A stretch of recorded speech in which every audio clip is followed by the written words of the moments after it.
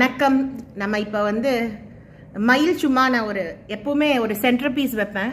வீட்டில் இருக்கிறவங்களுக்கு சர்வ் பண்ணுறதே நம்ம நல்ல அழகான டேபிள் மேனர்ஸோட பண்ணோம்னாலே நமக்கு கெஸ்ட் டைனிங்கோ இல்லைனா லன்ச்சோ இல்லைனா பார்ட்டி டே அவுட்டோ பண்ணும்போது வில் நாட் ஃபீல் தட் இது அந்த கஷ்டம்.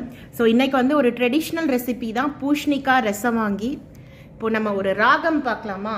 காம்போதி அப்படின்னு சொல்லுவாங்க, கமாச் அப்படின்னு சொல்லிட்டு ஹிந்தியில் சொல்லுவாங்க, ஹரி காம்போதின்னு சொல்லுவாங்க. நிறைய பேர் இருக்காங்க, என்ன சொல்கிறது, லெஜண்ட்ஸ். பட் நம்மளுடைய டேஸ்ட்டுக்கு, நம்மளுடைய ஆரோக்கியமான பொழுதுபோக்குக்காக நான் இது சொல்கிறேன் உங்களுக்கு. ஆஸ் யூஷுவல் என்னோட மழைச்சாரல் ராகங்கள் பேஜ் டிஸ்கிரிப்ஷன் பாக்ஸில் அட்டாச் பண்ணுறேன். ஏற்கனவே வெள்ளை சேவை வீடியோ போட்டிருந்தேன். எங்கள் அம்மாவுக்கு ரொம்ப பிடிச்ச பாட்டு அது. நேற்றைய பொழுது கண்ணோடு, இன்றைய பொழுது கையோடு, நாளைய பொழுதும் உன்னோடு, நிழலாய் நடப்பேன் பின்னோடு. அருமையான லிரிக்ஸு. அந்த காலத்தில் மாதிரி இப்போ லிரிக்ஸ் நம்ம தேட வேண்டியிருக்குது, அதுதான் உண்மை. ஸோ அந்த ராகம், அந்த பாட்டோட ராகம் கமாஸ் இல்லைனா காம்போஜி. கமாஜ்னு ஹிந்தியில் சொல்லுவாங்க, காம்போஜி அதோட அடுத்த வெர்ஷன் ஹரி காம்போஜி. ஸோ இந்த ராகம் காம்போஜி. இதுலேயே ஈக்குவலண்ட்டாக இன்னொரு பாட்டு இருக்குது, எனக்கு ரொம்ப ரொம்ப ரொம்ப ரொம்ப பிடிச்ச பாட்டு. நான் மலரோடு தனியாக ஏன் இங்கு நின்றேன், அந்த பாட்டு. அதில் அவங்க எழுதியிருக்கிற லிரிக்ஸே ரொம்ப ரொம்ப சூப்பராக இருக்கும். உன் வடிவான இதழ் மீது சுவை என்ன தந்தார். ஸோ லிரிசிஸ்டாக இருக்கிறவங்களுக்கு அந்த டோன் புரியும். பிகாஸ் பரிசு அப்படின்னு வரக்கூடாது அந்த வார்த்தை. உன் வடிவான இதழ் மீது சுவை என்ன தந்தார். ஸ்லேடைன்னு தமிழில் சொல்லுவாங்க, ஜாடையா பேசுறது. அந்த காலத்தில், இந்த காலத்தில் மாதிரிலாம் ஓப்பன் ப்ரப்போசல்லாம் பண்ணியிருக்க மாட்டாங்கன்னு நினைக்கிறேன். So it's a very beautiful song. ரொம்ப அழகான காதலை சொல்கிற பாட்டு, பேஸ்ட் அந்த ராகம் காம்போஜி. உங்களுக்கு ரொம்ப ஆசையாக இருந்தால் கேளுங்க. நான் அப்புறமா ஏதான சீனரியோட அந்த பாட்டு உங்களுக்கு டேக் பண்ணுறேன். ஸோ இன்னைக்கு நம்ம பார்க்க போகிறது பூஷ்ணிக்காய் ரசம் வாங்கி.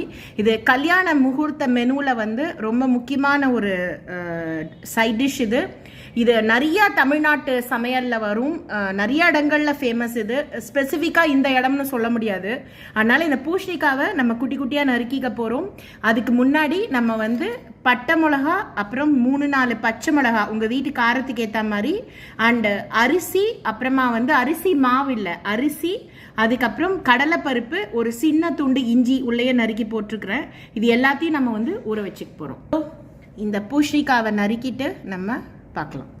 தண்ணியில் கொஞ்சோண்டு கடலைப்பருப்பு போட்டுக்கலாங்க. இதை அப்படியே போட்டுடலாம் உப்போட. இது உப்பு போட்டு மூடிடலாம்.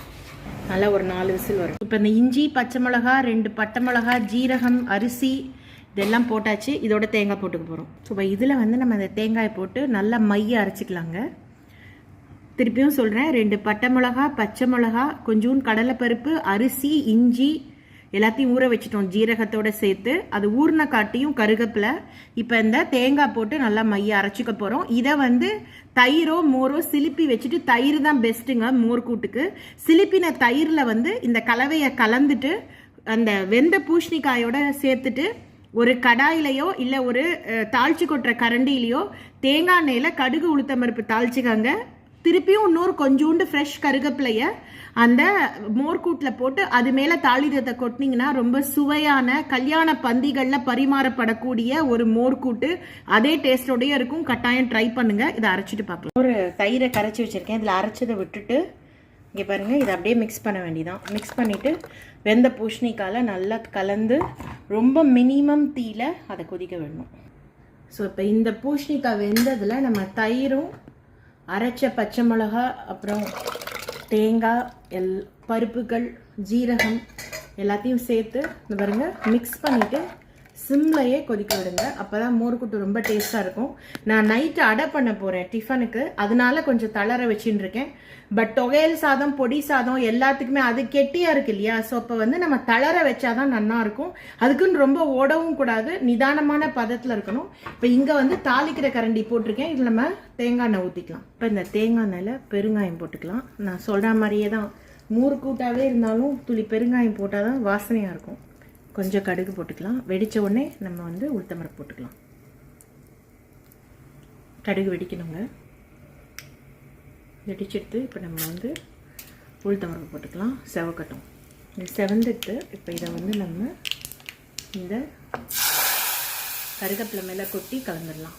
இப்போ நம்ம சூப்பரான சுவையான மோர்க்கூட்டு ரெடிங்க. இது வந்து பருப்பு பொடி சாதம், அப்புறம் கருகப்பிலை பொடி, புதினா பொடி, எனி பொடி, அதுக்கப்புறமா வந்து தொகையல், புதினா தொகையல், கருகப்பிலை தொகையல், இஞ்சி தொகையல், அதுக்கப்புறமா வந்து பருப்பு தொகையல், எல்லா தொகையலோடையும் இது best combo. The best combo. இதுக்கு எதுக்குன்னா அடை மோர்க்கூட்டு ரொம்ப நல்லா இருக்கும். இது தவிர வெத்த குழம்பு வச்சேல்னாக்க இது வந்து அது ரொம்ப காரமான பண்டம் கொஞ்சங்கிறதுனால இது கொஞ்சம் சாதுவா பண்ணிட்டேன்னா சரியான மேட்சா இருக்கும். நான் அடைக்கும் பொடிக்கும் பண்ணதுனால கொஞ்சம் காரம் தூக்கலா போட்டிருக்கேன். ஏன்னா அடைக்கு வந்து மேட்ச் ஆகணும் இல்லையா. இது ஒன்று. இதோட மொளாப்படி வெல்லம் அண்ட்